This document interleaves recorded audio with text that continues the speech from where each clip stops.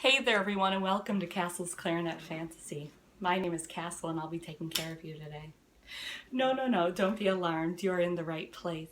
Don't let the diner blouse and the apron confuse you. You see, I am a true triple threat, a waitress, an instrumentalist, and a preferred customer at Ann Taylor Law. Today's episode is going to talk about something that really probably doesn't apply to anyone, and that is waiting tables whilst being an instrumentalist. As most of you should care to know, my number one passion in life is becoming a waitress.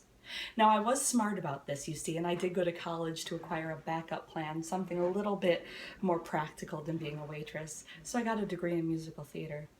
You see, I always wanted to have that safety net to fall into if the diner said, "Castle, we don't need you anymore." I wanted to have somewhere to go, and as the age-old saying says, leap and the net of chorus boys will appear. But enough about backup plans, let's just get on to the dreams.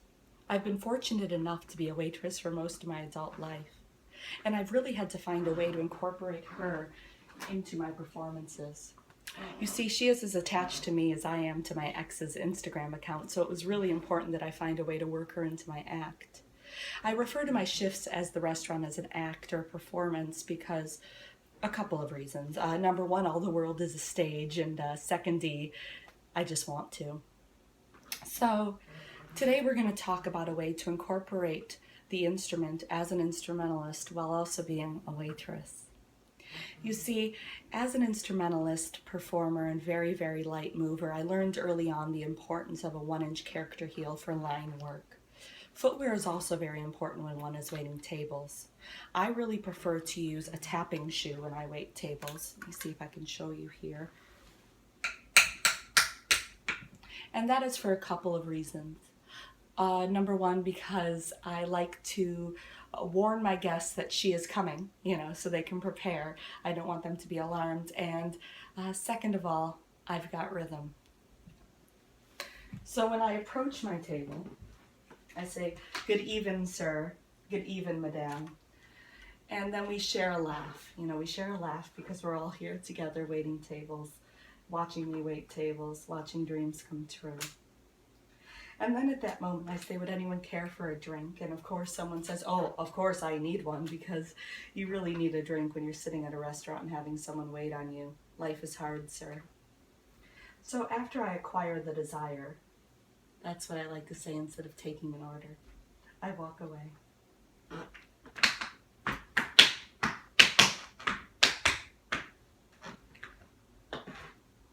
This is the point where I got the drink. I know I'm out of the frame, but I'll be back in your lives in no time. And I bring it to them. I also like to use a heel-toe marching band technique here. That keeps the upper half of my body pretty sturdy, as the drink will not spill that way. "Here you are, madame. Good even, sir." This is the point where I acquire the meal desire. You should always keep scrap paper on you, something that you really don't need anymore, something that's not important in your life. What'll it be? And this is the point also where my audience asks me questions like, "What do you prefer, Castle?" or "What's your favorite thing on the menu, Castle?" And I give them an educated response to which they completely disregard and order what they wanted to anyway. "Ahoy, the meatloaf, madame." "Yes, beef Wellington, sir. That'll be right up." Now this is the point where the clarinet playing is very useful. You see, your audience is hungry. You want to distract them from the hunger by playing a tune. I also like to dance around them.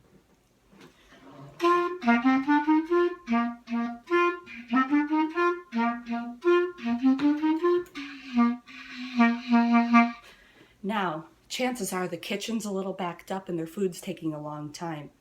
Or you just forgot to put in the order. Now, what you use is your clarinet to go to another table that is currently eating.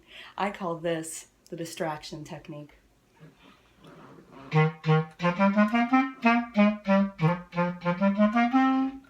And as they are mesmerized by your clarinet playing, you grab their entrees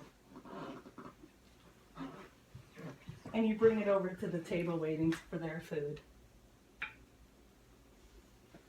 If that table wonders where their food has gone, you say to them, "Music be the food of love." And you just continue to play and hope they don't notice. See, folks, this is how you can incorporate the moneymaker into your passion. Because we all know that the real money is in the arts. So I hope you learned something today. Hold on, I'm just trying to grab my stool. Thanks. I hope you learned something today about waiting tables whilst being an instrumentalist. And if you didn't learn anything today, I mean, not my problem. So as always, you're welcome for this blessing and this miraculous episode of education. And we'll see you next time. Thanks for watching.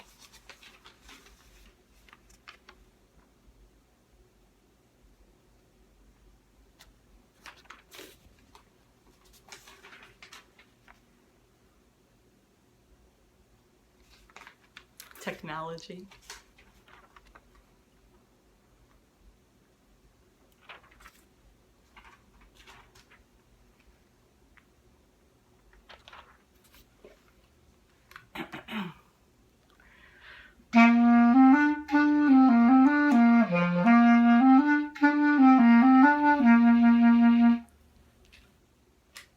Later.